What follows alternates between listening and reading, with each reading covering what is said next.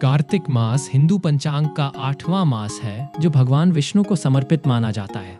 इस मास में भगवान विष्णु की आराधना करने से भक्तों को विशेष कृपा प्राप्त होती है, क्योंकि यह चातुर्मास का अंतिम चरण है जब विष्णु जी योग निद्रा से जागृत होते हैं।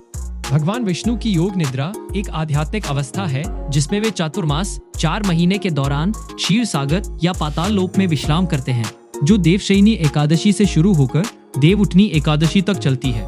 यह निद्रा सामान्य नींद नहीं बल्कि योग की उच्च अवस्था है जहां विष्णु जी सृष्टि की रक्षा करते हुए ध्यान मग्न रहते हैं। इस दौरान विवाह जैसे मांगलिक कार्य बंद हो जाते हैं क्योंकि विष्णु जी की सक्रियता कम मानी जाती है। पद्म पुराण और भागवत पुराण में वर्णित कथा के अनुसार भगवान विष्णु ने वामन अवतार धारण कर दैत्यराज बलि से 3 पग भूमि दान मांगी। पहले पग में विष्णु जी ने पृथ्वी और आकाश को नाप लिया, दूसरे पग में स्वर्ग लोक को और तीसरे पग के लिए बलि ने अपना सिर समर्पित कर दिया। बलि की भक्ति से प्रसन्न होकर विष्णु जी ने उन्हें पाताल लोक का स्वामी बनाया और बलि ने वरदान मांगा कि विष्णु जी उनके महल में हमेशा रहें।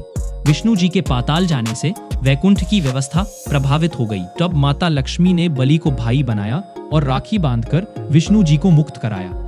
लेकिन बलि के अनुरोध पर विष्णु जी ने वर्ष में 4 मास आषाढ़ से कार्तिक तक पाताल में रहने का वचन दिया, जिसे योग निद्रा के रूप में मनाया जाता है।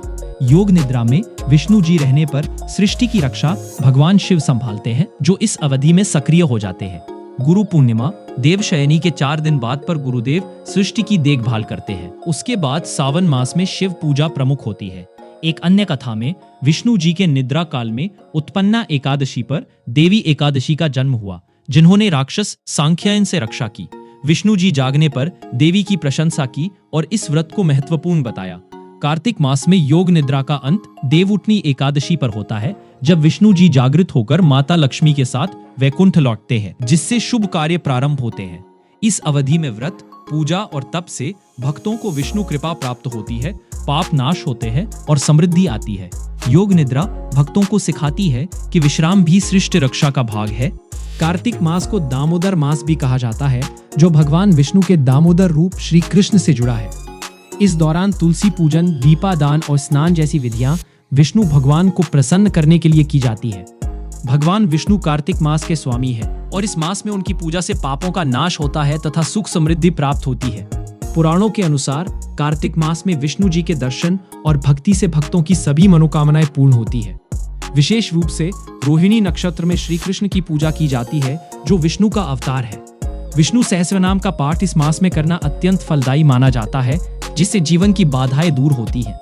एक प्राचीन कथा के अनुसार एक ब्राह्मण दंपति रोज 7 कोस पैदल गंगा यमुना स्नान के लिए जाते थे। ब्राह्मणी की थकान से पति ने बहू लाने का वादा किया और यात्रा पर निकले। रास्ते में यमुना किनारे खेलती लड़कियों में से एक को बहू बनाया, जहां आटे में मोहरे मिलने से धन समृद्धि की कामना पूरी हुई। यह कथा कार्तिक स्नान और विष्णु भक्ति के महत्व को दर्शाती है। एक अन्य कथा में विष्णु जी की योग निद्रा से जागृति और शिव की त्रिपुरासुर विजय का उल्लेख है। कार्तिक मास में सुबह सूर्योदय से पूर्व पवित्र नदी में स्नान, कार्तिक स्नान करें, जो आत्मा की शुद्धि करता है। इसके बाद विष्णु जी की पूजा में तुलसी पत्र अर्पित करें और दीप जलाएं।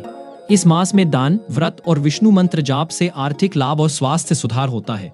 भगवान विष्णु की कृपा से भक्तों को वैकुंठ प्राप्ति का वरदान मिलता है।